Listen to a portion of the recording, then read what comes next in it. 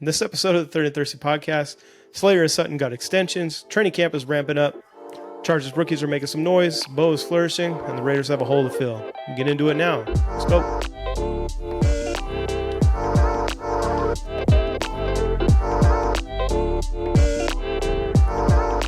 Welcome into the Third and Thirsty podcast, your one-pot stop for Broncos, Chargers, Raiders, Kansas City referee, and Taylor Swift free AFC West banter. I'm Alex Bell, lifelong Bronco fan, witnessed the 3 Super Bowls. To my left, Omar Rubio, Charger fan, witnessed the 0 Super Bowls. To my right, Edgar Larios, back from vacation, witnessed to and alive for 0 Super Bowls as a Raider fan. I'll probably stay that way for a long time. Sure. Training camps wrap it up, talking extensions. How are we doing today, fellas? Good. Great. Glad to be back. Yeah, nice little week-long vacation in Hawaii, all fancy. Definitely. Must be nice. Be all rich and famous over here. Third and Thirsty famous. How many people recognize you? Shit. Nobody. And most of the nights had barely my siblings even remembered me. Most nights. Good, man. That's the way vacation is supposed to be. So we're going to start the show off talking, or we're going to reply to some Instagram comments and replies that we got. Big thank you to anybody that did reply to the story today or the YouTube video from last week. If you are watching, please like, subscribe, all that good stuff. If you're not interested in hearing these replies, I'll put chapters in the video so you can skip forward to the Broncos, Chargers, and Raiders stuff that we got. But do want to give a shout out to these people that are replying this early on in our run. We won't forget about you when we're doing Radio Row at the Super Bowl next year or something. When we get invited to all these places that we still yet have gotten to be invited to, so yet. Yeah. One of the reasons we're doing this is to kind of build a cool community of passionate fans that can just kind of have fun talking shit with each other. So, asked people to reply with their biggest takeaways from camp this year. One of the ones that replied here, Alex Duran, he's a Chargers fan, kept it pretty simple. Chargers are cooking something. Yep, I agree. They already have a saying about their GM, Jeff Ortiz, is that he's Chef Ortiz, so let him cook.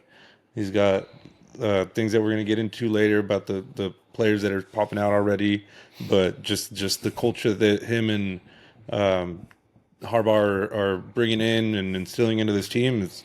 There's something cooking. There's something brewing there. They better cook up another veteran wide receiver or else they're going to be in trouble this year. But if they are cooking up anything, they're cooking up a loss in January.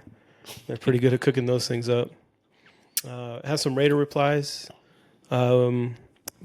D.Hmock. Raiders will have a winning record. You that confident yet, Edgar? I don't know if we said that earlier in the offseason, but now are you drinking the Kool-Aid? Honestly, I still think that we're definitely going to be. Because before the draft, I was saying at least maybe 8 wins.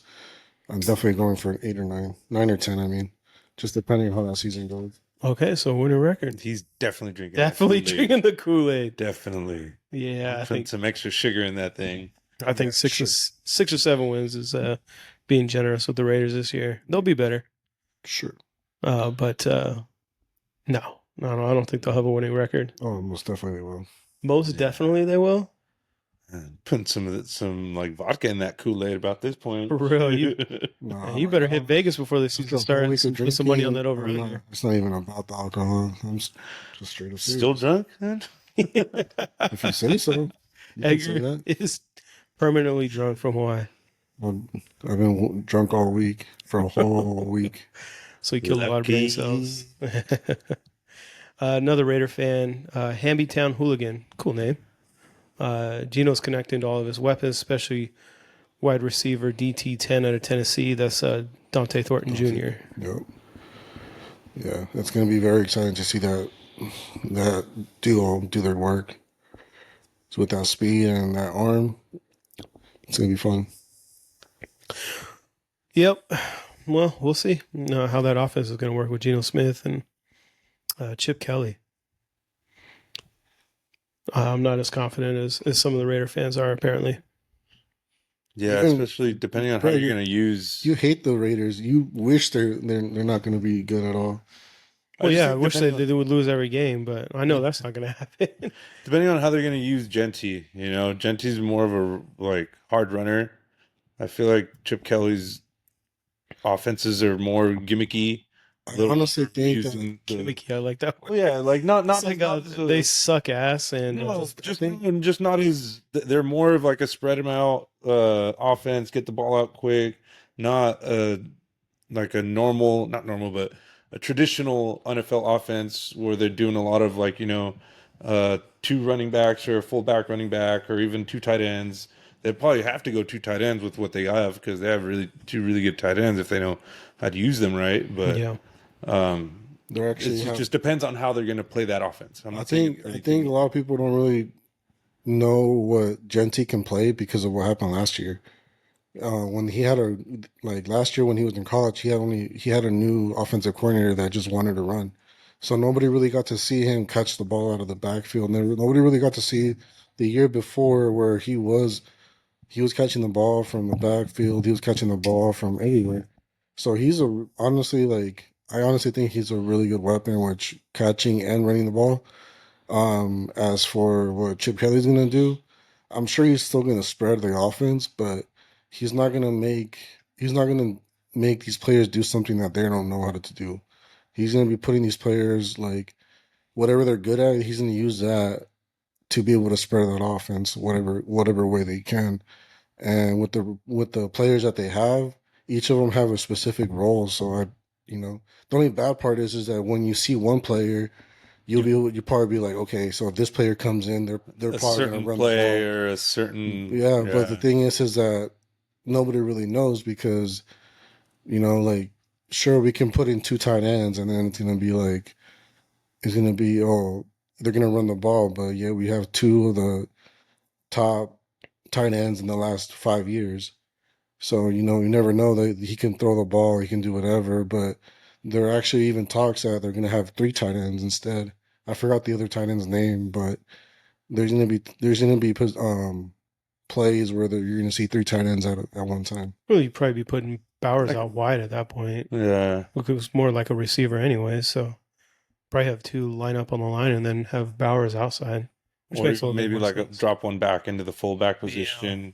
It just H-back, depends. things like that. It's just going to depend on whatever the defense is giving them. So that's one thing that I'm actually kind of excited to see, an actual good, well-known offensive coordinator with good players, to see what he can actually make them do. I mean, worst case scenario is obviously it's another, what we had Last season, year, but the last 20 of them. But last the 20, bad years continue. sure, but yeah. So in the end of the day, I just feel like I feel like the offense is pretty good. Sure we have pieces that we're still gonna be missing, offense and defense, but we'll see. It's like we never intended that we're gonna win the Super Bowl one year, but for us, I mean, for some Raider fans, they're okay with 8 wins, and so am I. But I'm confident that there's gonna be a lot of those games that we think is gonna be pretty close that we have a chance to win. 8 wins would probably put you in like the top 5 seasons you've had in the last 20 years. If they had a 8-win season, Yeah, right up But there. yeah, we went 12-4 in 2016. yeah, that's what I'm saying. Like top 5, five. not Not like the the best season you've had, but like top 5, 8 and 8 mean, in there. I mean, 8 and 9 or we 9 and 8. How it plays out now, That 2021 season when we knocked you guys out of the playoffs and we went in, we were what, 8 and 9? That's still only 2. Well, speaking of Genty, Zebra 24-24 last week's episode when it was just Omar and I. Watch out. Here comes Ashton Genty running all over your teams. Let's go Raiders. Feels great to talk shit in enemies' channels. So I had to remind him, you're not always alone. You just came in on the week where you didn't have any representation for the Raiders. Raiders. The Raiders with Edgar being out. But Zebra 24-24, if you're watching again, appreciate you coming back. And hopefully you see that we got some Raider representation here too, so you're not alone. He's not alone to take all the heat from the other two teams. Yeah, appreciate the comment. And then the last on the Instagram replies kind of leads us into our next conversation, which is from Payham99. Sutton's extension is what stands out to him so far. Courtland Sutton getting an extension today. So I'm officially the first one of us three to have one of my hot takes proven wrong.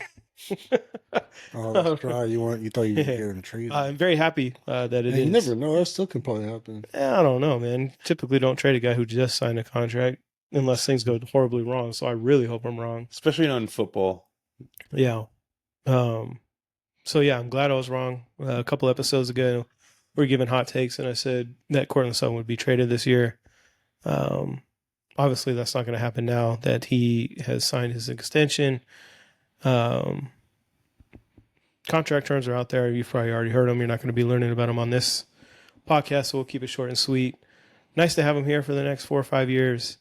Drafted by the Broncos, has a chance to retire as a Bronco now. Is it an extension or just a new contract? It's an extension. He still had a year left. He had 1 year left, so it was a 4-year extension. So technically 5 more years. Yeah, that's which outs before Broncos have outs before that. So if he does, okay. I was about to say that puts him in the victim year like father. 34, Yeah.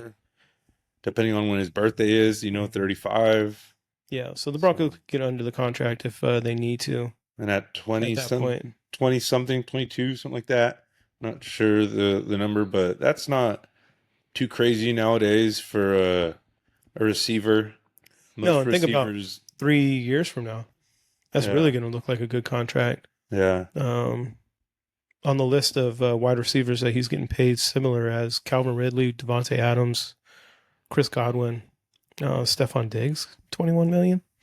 Surprising. Terry McLaurin is at 23. He's looking for a big payday. He's trying to get it up in like the 30 million a year. Right. So Broncos got a really good deal with Sutton, and I'm really happy to see him going to be sticking around for a while. Bo's number 1 target last year, probably be the same this year with Evan Ingram. So good news for the Broncos. Now he could really get into the swing of things at practice. He didn't practice the last couple of days. Still doesn't do it for me as their number 1.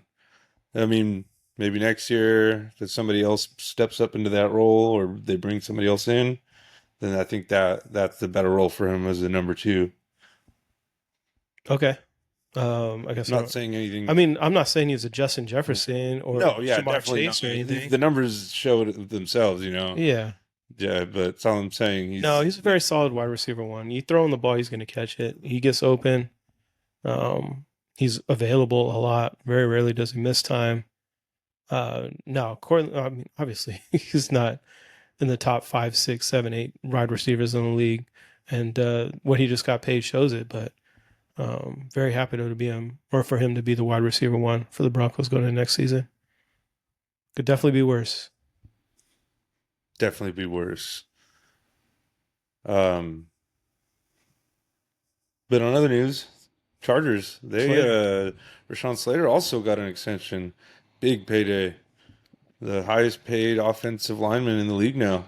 The highest paid, I don't know if he's the highest paid non-quarterback now.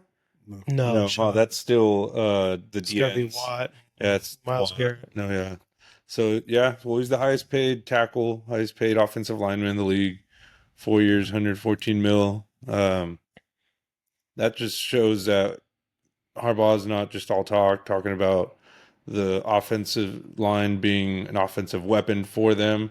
They're showing it in action with this deal that they just made last year, drafting Joe Alt. So they got probably going forward now, probably the top duo of tackles in the league, if not now, in the near future. I don't see anybody else really challenging for that top duo.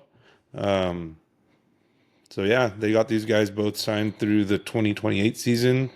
And that just goes to show that they are willing to invest in running the ball and protecting Justin Herbert. Yeah, I mean, definitely it's a Harbaugh team, so it makes sense. Although I'm not really sold on Slater being left tackle 1 for the Chargers. He's at least top 3 in the league. Or left tackle 1 on the team. I know. I was about to say. I thought you meant in the league. I thought for a second you said in the league. I'm like, what? Maybe he might be battling for that top spot. But no, I'm just giving you shit. No, he's obviously really damn good at what he does. And that just puts an ease to my mind. Then the last, like, before Rashawn Slater got there, it was a long list of guys that just seems like we're just picking them up off the street and just throwing them in there and see what they got. So having 2 bookend tackles now for the distant future, 4 years at least of both of them, then I see nothing but protection for Justin Herbert, protection for this new running back that we just got. That's in line with both of these tackles. I feel like good line play is in the horizon for the Chargers. I got to clear up that middle of the line. They got backed in, right? So we'll get into that. There's a couple little things I want to bring up with that on the next segment. So okay, sounds good. So Broncos Chargers extending their players. Raiders are finally moving off of one. Ended the Christian Wilkins experiment over there in Oakland or Las Vegas or Los Angeles or wherever the hell they decide to play next year. Another lasting memory from Tom Telesco. He keeps getting there. Another team in the AFC West. Hopefully he gets a job with the Broncos. Gives them a couple bad contracts to deal with. Yeah, I don't see George Payton getting replaced by Tom Telesco anytime soon. Maybe he needs an assistant, like a shoe shine boy that gives him some bad advice one day. He's not going to go into something like that. Speaking of people falling from grace and going into jobs like shoe shining, you guys see what Nathaniel Hackett just took a job as? A towel boy? A defensive analyst for the Packers. There's some guys that do that for a year just so they don't take a step back. They're just like, I'm just. He was a head coach a couple years ago. Yeah, so same thing. Brandon Staley did the same thing last year with. He was a head coach a couple years ago. Yeah, Brandon Staley was a head coach. Right. Went and was like a defensive assistant or defensive analyst or something like that, or with the 49ers, and look what got them. Look what that got them last year, a losing season for the first time in a while. Yeah, but with Staley, at least he was sticking on the same side of the ball that he's used to. Nathaniel Hackett is an offensive. Wow, I totally missed the defensive side. Yeah, Nathaniel Hackett was an offensive coach, or was supposedly an offensive Jets. Who did the Jets used to have as head coach? Last year? Saleh? Yeah. Saleh. He actually had the same position when he got fired from the Jets. He got the same position for the Packers. Oh, okay. So yeah, so I think the same thing happened with who's the Lions head coach that was from the Packers, went back to the Packers. A big dude with the beard. Whatever. He was the offensive or defensive. Yeah, Matt Patricia. Mm-hmm. He was defensive coordinator with the Patriots. Went and was a head coach with the Lions. Went back to the Patriots as an offensive coordinator. Right. That's when they did some weird stuff, and I think trying to figure out what to do without Brady. Yeah. And then here we are now. Yeah. Anyways, back to the Raiders of Christian Wilkins. Sounds like he was into some weird stuff, allegedly. Yep.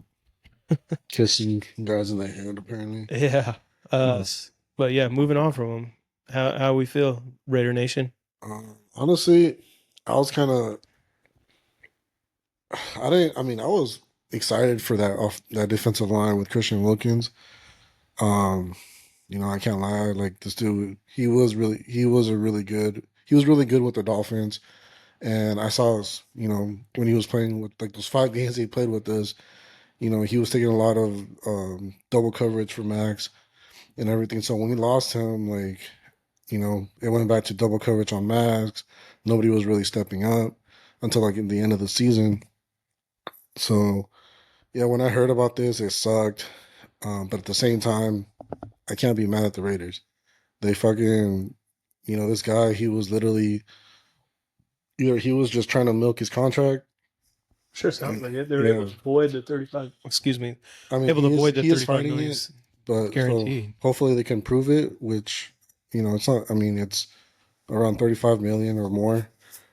But at the end of the day, I'm glad that the staff that we have in our in the office, they're not gonna take nobody's shit. Either you fucking here to do your job, do it right, but if you're not gonna be here, you're gone. And from what I was hearing from him, it was they told him that to get their operation, he didn't want to. He was ignoring everybody. And towards the end, the Raiders had no idea when he was going to come back. So at least with that second surgery, we would have known that by like maybe the first quarter of the season, by the half of the season, depending. But he didn't care. So it just kind of seemed like he was just trying to collect a paycheck, and the Raiders were like, nope, we're not doing that shit here. And they just got him. They risked all that money, for that cap hit, but they weren't going to let that shit slide. So that was a lot of money. So it's pretty. So it's a good for me. It sucks because I was hoping for the team, that defensive line to be like one of our best, but it went from being one of our best to being one of the, I wouldn't say worst, because we still have Crosby, we still have Kuntz, we still have certain players, but it's definitely going to take away our consistent pressure from the middle. Yeah, definitely. Yeah, that's going to be a hole to fill for sure. We'll get into training camp battles and what we're seeing from training camp here. But that was 50 something guarantee that they gave him for 5 games for him to play. They voided from the contract $35 million. So I don't know what they gave him last year. I think they gave him like a 9, but guaranteed a signing bonus. He got like a $50 million signing bonus. Yeah, I don't know how the contract was structured. I was trying to look at the details, but from what I know, he was already given like at least 40 something by now. Yeah, 45? That's what I'm saying. I saw that he was making like $10 million a game. And then this season, for the 5 games that he played, he made $55 million or $10 million a game. Not bad work if you get it. Yeah, and then beginning of this season, he got like 20,000 or 20 million or something like that.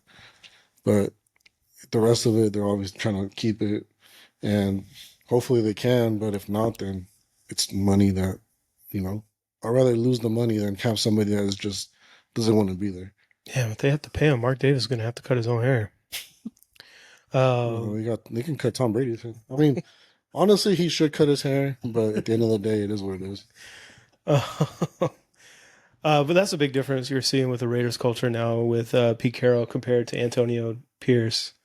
I can imagine Antonio Pierce going to him and saying, you know what, we'll keep you on the team if you say Raiders really cool and wear a hoodie. That's actually John Gruden. That's what we dealt with Antonio Brown. Until he called fucking Mike Mayock a cracker, and then he had to let him go.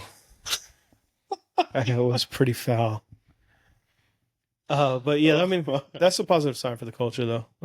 Getting rid of a guy who doesn't want to work and is milking an injury and kissing foreheads, allegedly. Yeah, kissing foreheads. And then it was funny because somebody posted a picture of him and Hunter Renfrow because they both went to Clemson, and he's kissing him on the forehead. So I'm just like, damn. Yeah, there's some funny stuff coming out with Christian Wilkins now. Some stuff I saw on Instagram was really funny. Leave it off the pod because we're a PG rated show, PG-13 at times. We're definitely not an R-rated, which is where this Christian Wilkins stuff went.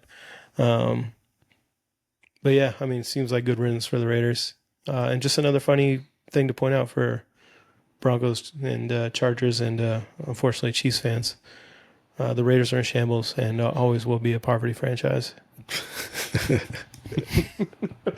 Yeah, coming from the Broncos fan. Coming from anyone that's ever watched the NFL. The last 25 years. Yeah. You guys want to get into some training camp stuff? Yeah, let's do it. Let's do it. Obviously, anyone listening to this podcast, watching on YouTube, first off, again, thank you for watching, especially if you made it this far. Like, subscribe, all that stuff. Follow us on Instagram, Third and Thirsty Podcast. Leave comments on the YouTube video. Hit us up on Instagram. We'll always respond, as you saw earlier in the video. But we'll get into some stuff that we like, some things that we don't like, things that we're hearing from training camp. Obviously, again, if you're watching, listening, you're locked in. You've heard it all. We'll give you some different takes here on the Third and Thirsty Podcast. Anyone want to start? Well, we finished off where Edgar. Maybe we could start there with the hole that you guys have to fill with Christian Wilkinson now. Sure, I can start. Wilkins. Whatever. Okay. He no longer has a last name. He doesn't even have a job right now. So You unemployed bitch.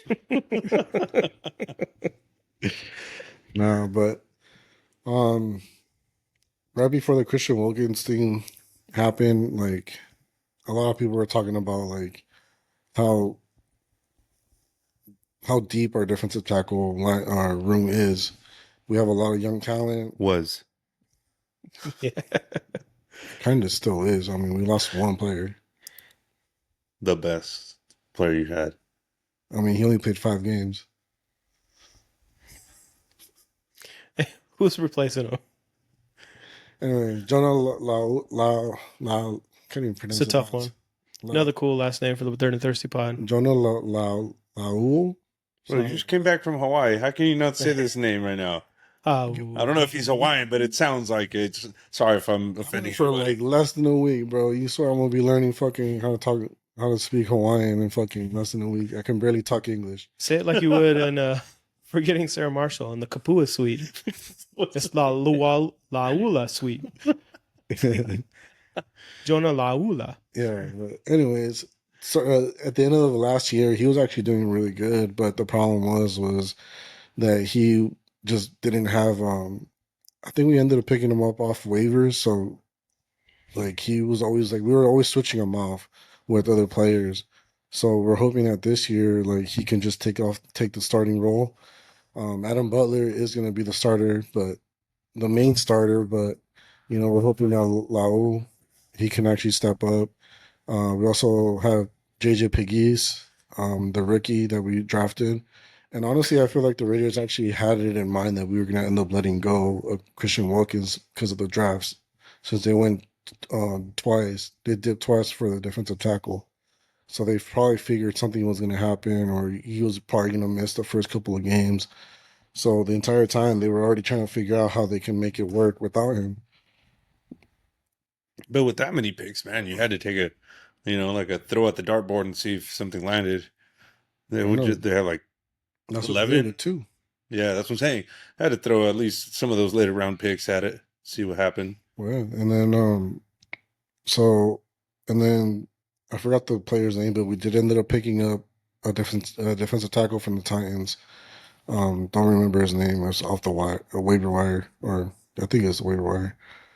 But besides that, I mean, to be honest with you, like I do feel pretty confident that our defensive tackle is going to be just fine. Maybe it's not going to be to the point where we all wished it was going to be with Christian Wilkins, but I feel like it's going to get the job done. Besides Christian Wilkins being released, we also picked up Jamal Adams, and when he was picked up, we all thought he was going to play safety, and some of us were pretty nervous because towards the end of his career, like he's not as fast anymore, he's not as strong, but what the Raiders want to do is keep him in front of the line, and that's basically being a linebacker. So then they ended up switching him to linebacker. So he's going to be blitzing a lot of the quarterback and just playing really close to the line. Kind of like a slot corner. Kind of like mix of a slot corner and like a linebacker. Because I'm just saying, because that's what they're doing with Derwin James nowadays. Is just like I would probably say so, but the only thing is that his coverage, like I wouldn't trust him with going against the slot receiver. Yeah, he was a little slower, and those slot receivers are really usually pretty quick. Yeah, so and then if you get matched up with a tight end, Adams is a little small. Maybe depending on who the tight end, maybe he can block him. But if it's Latimer Conkley or fucking, just any fucking receiver from the Broncos, that wasn't getting burnt. But if you get one of those tight ends that are like, like 6'6", well, that's what I'm saying. 6'5", then they're just gonna jump over him because isn't he kind of short? I have no idea. I think he was like under 6 feet. So even if he is 5'11", over 6 feet, he's gonna be the only 5'10", the only DB that we have that's under 6. Just period. Because all of our DBs are 6'4" and 6'3". But yeah, so I'm kind of like with all these pieces that we have, like Jamal Adams, Jermaine Pratt, fucking some of these corners. Like, it's just interesting to see like what, you know, Patrick Graham and, you know, Chip Kelly on the offense are going to just be doing. Um, on the offensive side, nothing's really changed. But I've heard that they've been switching around the offensive line. So we have a guard, Jared Meredith, playing center.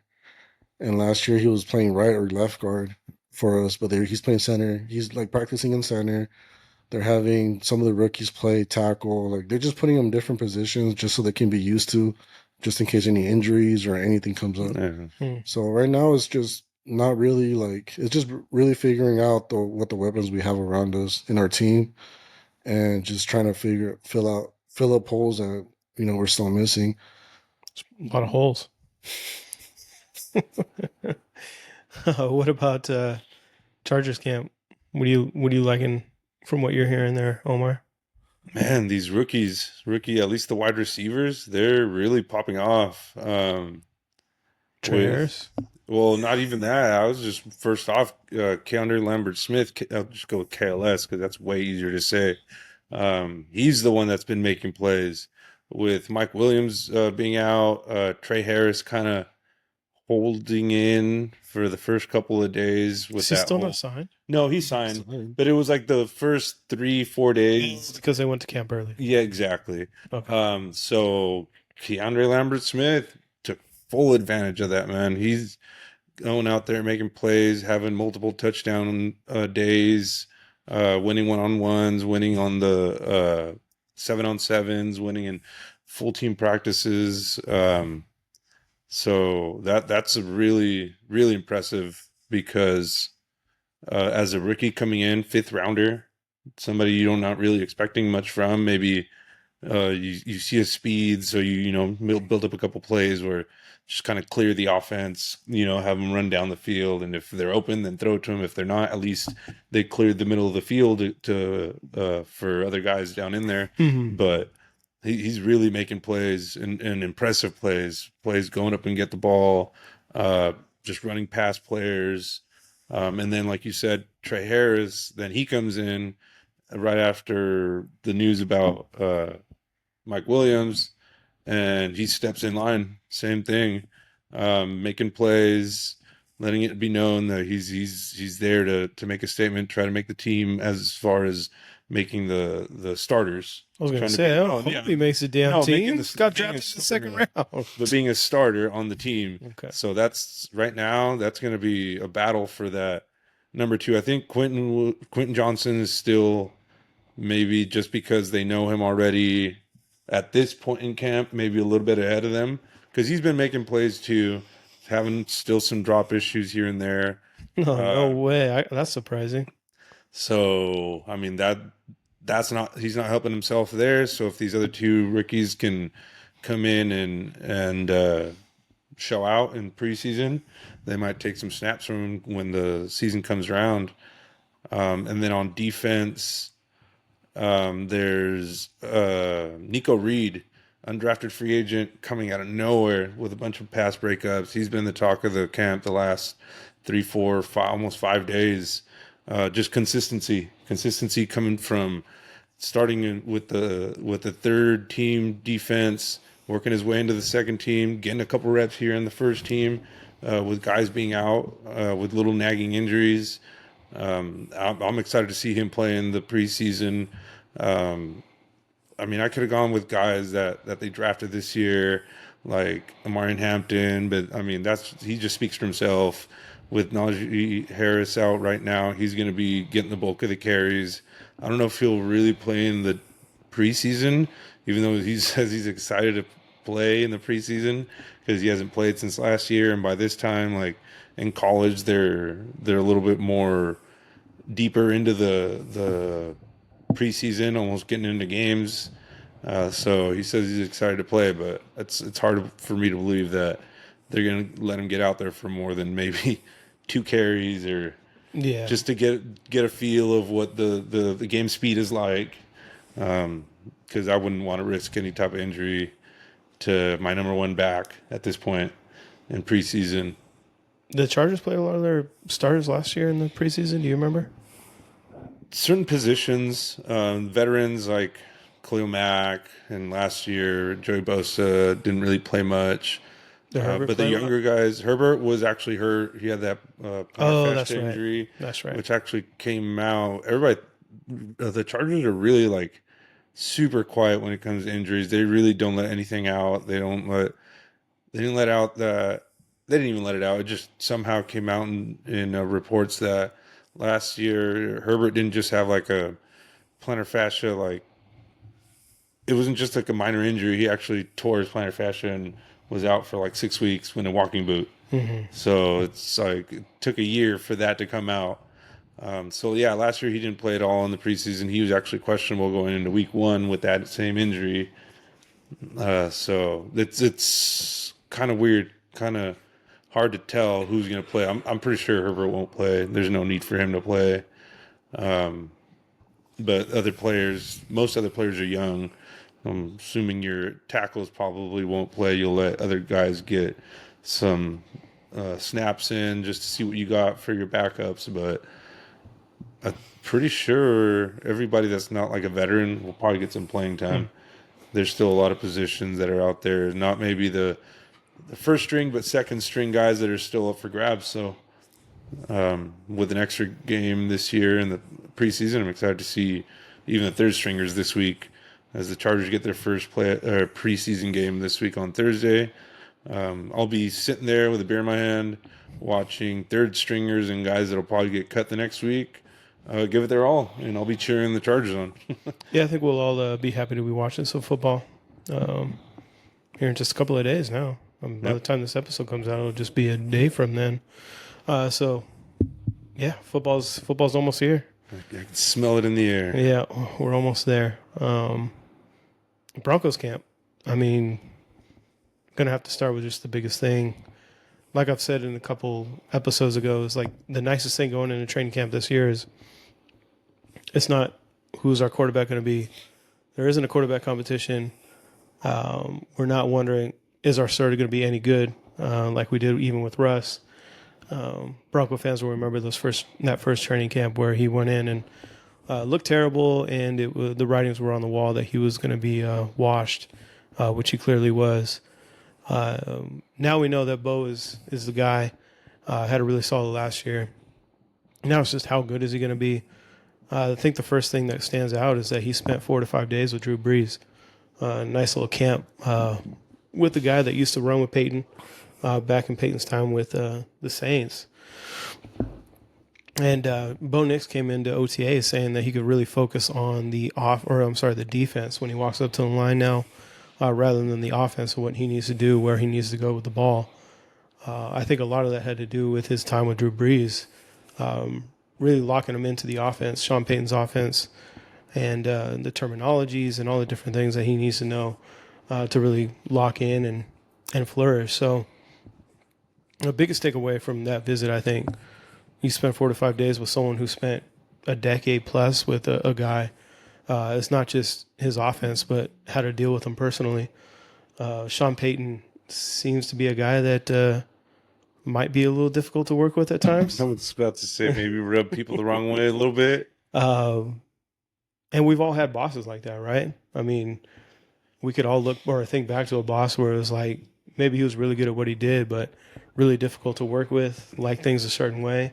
I know personally, my first job at a pizza place, I won't name the name, no free advertisements. They're not giving free advertisements to our 45, 50, 100 viewers or whatever is going to come into this video. Pizza. Yeah, hook it up. But my first job, my first boss, he was the same way. I mean, he was really good at what he did. He owned the place. He had been doing it for decades, but he liked it a certain way. So if there was someone who could have told me, like, this is how you deal with this guy, and this is how you're going to get the most out of your time with him, would have been really valuable. And I think that's what really is going to help Bo out here. Or you could have been like, damn, this is really going to suck. I should probably start looking for a new job. Or, I mean, if you're a Bo Nix's situation, you know that there isn't a better coach out there for him than Sean Payton. And Sean Payton realized that in the draft. Yeah, so I'm sure there is, but there definitely isn't. There definitely isn't. Named Harbaugh in LA, that probably. You really think That so? could differ. You think if Bo Nix would be better off in a Harbaugh offense than Sean Payton's?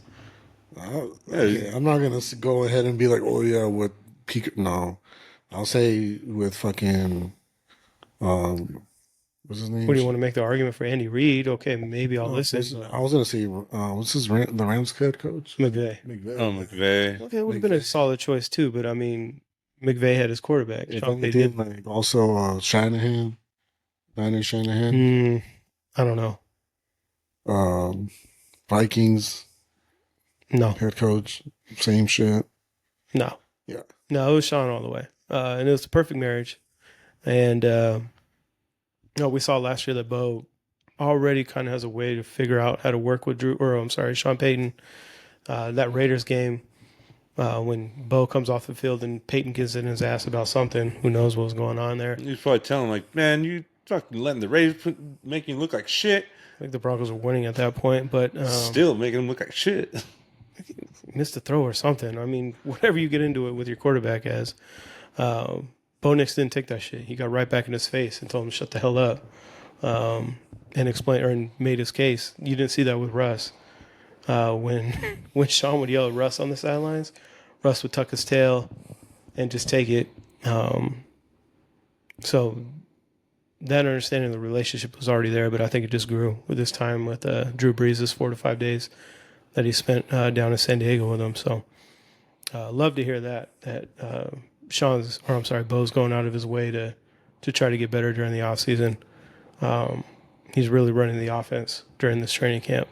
Love to hear that Drew Brees is still sticking to his Chargers roots by sticking around in San Diego. Yeah, more than the Chargers did, apparently. And Chargers roots. Chargers aren't even from the San Diego no more. Right. Yeah, but I'm saying when he was with the Chargers, they were in San Diego, so sticking to the Chargers roots by being in San Diego. I think he just wants to just live in San Diego. Yeah, it's not a bad place to leave, especially if you're a multimillionaire and you can afford it. He was Southern California. He'd rather I think he's okay being a Saint. Well, I'd much rather live in San Diego than New Orleans. Yeah, he's not living in New Orleans, so shit. Yeah, and I'm pretty sure y'all know why. Hurricanes? San Diego's way tighter. I don't know exactly what he said it earlier. Like nobody's gonna live. Tijuana's right next door, so I mean, yeah, you're right. Shit, nobody's gonna be wanting to live in New Orleans. Go to Cafe Coyote, which is pretty fire. But yeah, man. I mean, that's the biggest takeaway so far is Bo for sure. No, really stepping into his own, and love to see it. Anything on defense for you that stands out so far? One week in camp so far? Not necessarily. I mean, thought we could kind of bounce around and hit different things, but on defensive side, and business as usual, man. They're playing really well. They got a couple different younger guys stepping up. Jade's playing well. All the corners are having big days. Has he already signed his contract? Yeah. He's locked in. Well, he was the first round pick, so yeah, but didn't he still didn't? It took him a while to sign. But he signed in. Bummer on the defense is a couple of injuries. First one is Drew Sanders. Got hurt on Saturday, got carted off the field. Looks like it was a tendon in his ankle, which was actually good news because last year he tore his Achilles, and that was the first thought was he retore it. More so just on a personal note for him. He's been battling since he got drafted a few years ago. Tore his Achilles last year, early in the season. Came back and actually played pretty well. Was on the bubble for this year, so not looking good for him at this point. Hopefully he could get healthy and land somewhere or maybe stick around with the team. But that was a bummer to see. Singleton got hurt today, broke his thumb, but looks like that's only going to keep him out for a week. So the inside linebackers behind him, Lavelle Bailey, somewhat of a local guy. He's a Fresno State dude, undrafted last year, had a couple of games last year where he was on the roster. He's been playing really well. And then we got Justice Stranad there too. So inside linebackers pretty deep. We talked about the linebacker room before when we were going over all the three teams. So, everyone's playing well behind him. Lavelle Bailey's had a couple really big days of practice. So like to see where that's going for sure.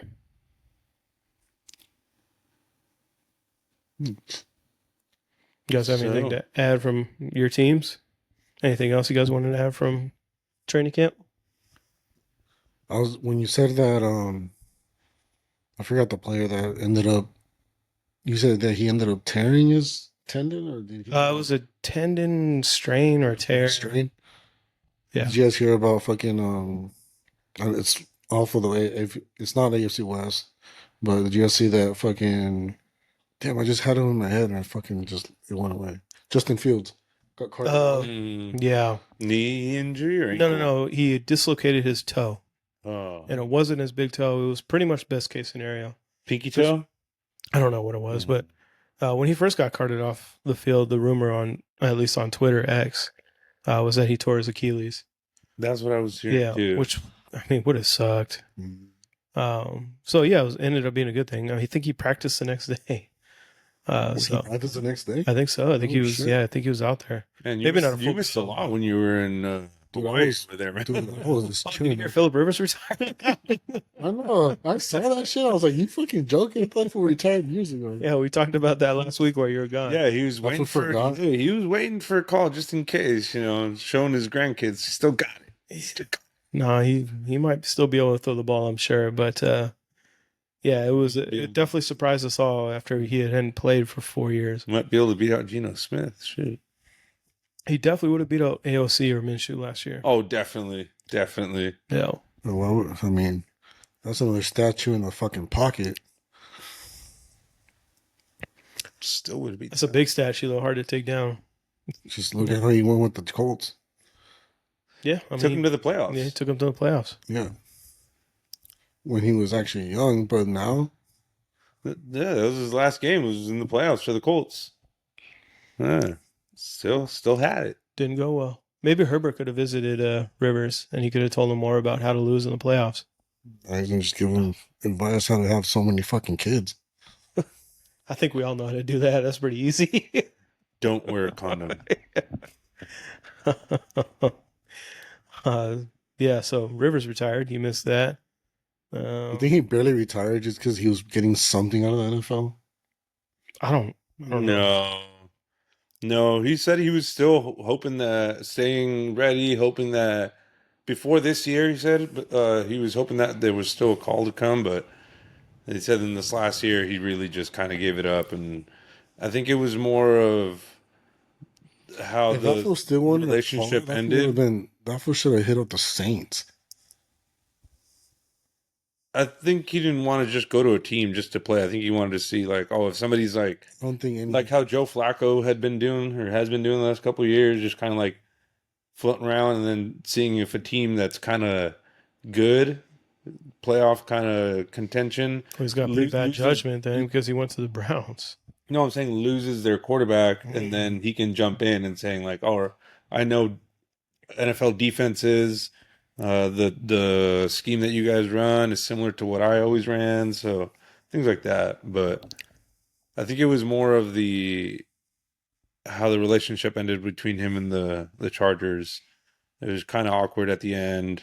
They just said they mutually parted ways, but there was never right away. Usually, like with LT, once he retired, he's like, I'm retiring a Charger. Once he was finished playing, he's like, I'm a Charger. Went back, did media stuff for the Chargers, and Philip Rivers kind of stayed away from the Chargers. I think he just kind of ended off in bad terms, and maybe this past year kind of rekindled those emotions. And your guys' best quarterback is having issues with their team. Damn. Not anymore. He's back. We're good. He's retired now. He's officially retired. Yeah. Yeah. Well, yeah. Speaking of old guys coming back and doing their thing again, you guys saw Happy Gilmore 2 came out last week. Travis Kelce making his appearance. Debut. Wait, it's not his first movie he's been in, right? Or is it? I'm sure he's been in these little cameos here and there. Yeah. But, I mean, maybe a sign of things to come. Retiring and going into movies. And getting covered in honey. Whatever he's going to do. Whatever he's going to get paid to do at this point. Well, I guess so. I don't know if he really needs the money, especially if he gets married to Taylor Swift. But whatever her name is. Well, yeah, you guys hear anything about the Chiefs that you guys want to get into? We got a few minutes left before we wrap up this hour. Just the Rashee Rice news. I mean, not really breaking news, but we knew something was going to come out of Just a matter of time. his legal incidents that he got some, what was it, jail time, some probation. Who knows if there's going to be any NFL component to that? See if he gets maybe, I don't know. Do those things go? Do they have a set date for you? When, like, let's say you're convicted of a fucking murder. Like, yeah, I mean, they'll probably have a day where you have to go and like present yourself. Be one about they could work it out to where they could happen during the off season. Well, that's what I was He'll gonna probably go ask. for like a You week. think he's gonna be like serving those during the season, or like... No shot. There's no way he'll be in jail during the season. It's 30 days in jail and 5 years probation. He'll probably do 2 weeks in jail, and then 5 years probation. Right. Damn. Yeah, and Roger Goodell will suspend him for like half of a quarter during the first game of the season. You might as well just serve that time right there in the first 4 games. He'll probably do it against like when they play like the Titans. If they play the Titans this year, I don't know their schedule, but he'll probably do something like that. Yeah, it'll be some bullshit. It'll be like, all right, you got suspended. He's gonna announce at the beginning of the season, but only when you play the Browns, which is like week 13 that nobody cares about. Yeah, we know that the NFL is gonna have their back for sure. Probably tell him he's suspended on his bye week. You can't practice on your bye week, Rashee Rice. Chiefs just doing what they do best, just having a bunch of shitty people play for them. Yeah, and even that, I mean, allegedly, their offense is not going to be good this year. I don't know if I'm going to go that far to say that because they have Patrick Mahomes. You can say that, but we have no idea. Unless I'm not going to put my name on that. Exactly. Omar, go ahead. I will put my name on it. Go ahead, man. Tell us. Signing it. Dot in the I. Tell us about it, man, because I just don't see their receivers doing anything. You got Rashee Rice, decent. Xavier Worthy didn't do anything. All he's known for is the speed, but he's not known for separation. And you can back off of these guys and let them kind of like, do their thing and then follow them down the field. Not saying somebody like me could do that because obviously, but somebody that's a world-class athlete, that's their job, I think they could handle that a little bit better than somebody that's like a route running technician that's just going to break you down and break your ankles. It's like, if I know this guy's just really fast and he's just going to try to fucking go up on top of me, all right, I'm just going to back off and give myself a little bit of cushion. Yeah. Well, this foot this foot can actually break and go through the middle. So even if he's going to pass you, he can just fucking juke you and go through go in the middle of the field. Like, I get what you're saying, but at the same time, for me, I think they're gonna do. I think they're gonna do less than what they did last year, but they're still gonna be pretty good to the point where they're gonna be winning games. You're gonna be like, how? So that's what they certainly did that last year, going 15-1 and winning whatever amount of games that they won by one score. I feel like this next year that's not gonna happen. But I don't think it's even possible for that to happen. That was crazy. Yeah, so and especially if the refs aren't wearing the red stripes, they'll always be wearing those stripes, man. Maybe down at the bottom they'll have red stripes. Yeah, well, yeah, the refs will always have the Chiefs back. We know that, at least for the next coming years, just like they have for the last few. So I don't know. We'll see. Yeah, but I mean, besides that, you haven't really heard anything impressive coming out of Chiefs camp. Nothing big about their rookies. Nothing, nothing significant. Well, their line is supposed to be. It's kind of an X factor, but they did draft that tackle. Yeah, they drafted a lot of young players on the offensive line. So especially, and it's like when you talk about like offensive line. If people are talking about it during the offseason, it's because there's something going on. Yep. It's like it's not working or I don't know. Agreed. Usually when people are not saying anything, it's because everything's going good as the way they should be. Then I hope that's 100% true because one of my questions for the Chargers defense was their defensive line, the middle of the defense, and I haven't heard anything, honestly. Nobody making noise, nobody like taking a step back. It's just okay, here comes the defensive line. So I mean, I guess that's a good thing. I was kind of iffy about it, but you kind of just like sealed the deal for me, Edgar. Our defensive line is awesome now that you said it. Technically, I was just speaking offensive line. Defensive line. No, according to Edgar, the Chargers' defensive line is you can take whatever awesome you want. because there's no news is. I guess no news is good news at this point, right? Yeah. But what Convince yourself whatever you want, man. I was saying that an offensive line's resource is not defensive tackle. If you don't hear that fool's dominating. Like the person that I'm not really hearing stuff about is that defensive tackle from Michigan. Was that the ones that the Browns picked up? Graham. Oh yeah. Like that's somebody that I thought would have been fucking just wreaking havoc. But all I remember was that when he first started practicing during like the OTAs and stuff, that he was already throwing up. That he showed up to camp in really bad shape. Well, that's not good. First round pick.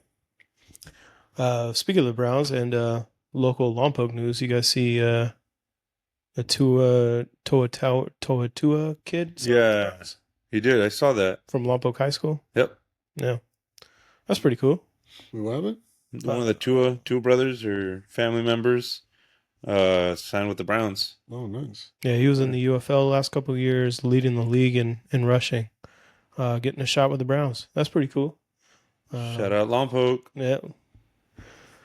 Yep. Wasn't there somebody that was going to get drafted that was from Lompoc?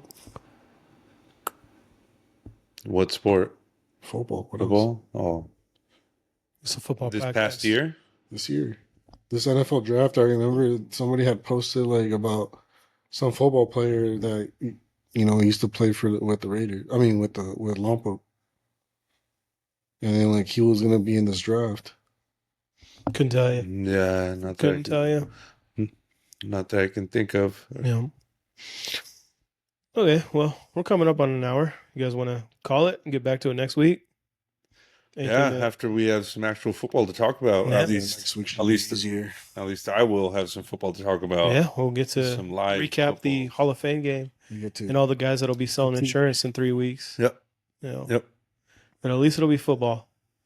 What we've all been waiting for. Yeah. Like I said, if football season was restaurant and we're waiting to eat our food, we're in the bar, we're sitting down having our cocktail, and I think at this point, we've ordered an appetizer. We're waiting for that appetizer to come.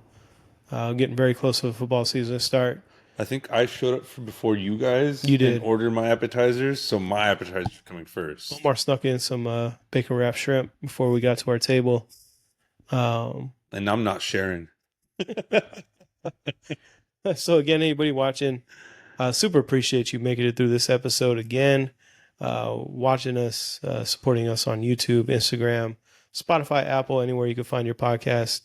We're going to keep building this thing and having fun while doing it, especially when the season starts. It'll be a lot of fun. Hey, feel free to hop in the comments on the YouTube or on Instagram. Hey, talk shit. We're here for it, man. Hell yeah. If you hate the Chargers, talk shit to me. If you hate the Raiders like we all do, talk shit to Edgar. If you hate the Broncos like I do definitely, then talk shit to the hater in the middle, Alex. Bring it up, man. If you're one of 10 Charger fans and want to talk about it, come on through. I told you there's 11 of us now. My nephew's a Chargers fan. Okay, man. You guys are building an empire. Being forced to do it or getting kicked out of the family does not count. Hey, he almost beat you up for it. So No. better watch how you're talking about my nephew. You can't force your children to fucking. I mean, yeah, you can. It's kind of torture to make him a Charger fan for sure. Mm-mm. He'll learn. Mm-mm. At least he can go to watch his team play every Sunday they're at home. Yeah, especially if he has $12 in his pocket because ain't no one going to those games. Nephew, if you have $12, let me borrow $5. You don't have to buy beer. Yeah, The most expensive thing you're gonna buy there is gonna be an order of chicken nuggets Or beer. chicken tenders. Well, beer for your neck or your TO. Yep. Yeah. Yeah, Okay. I'll take you to a game if you buy me a beer. Well, just a couple of days until the Hall of Fame game and 202 days until Bo Nix wins his first Super Bowl. Cheers, fellas. Another lifetime. Cheers.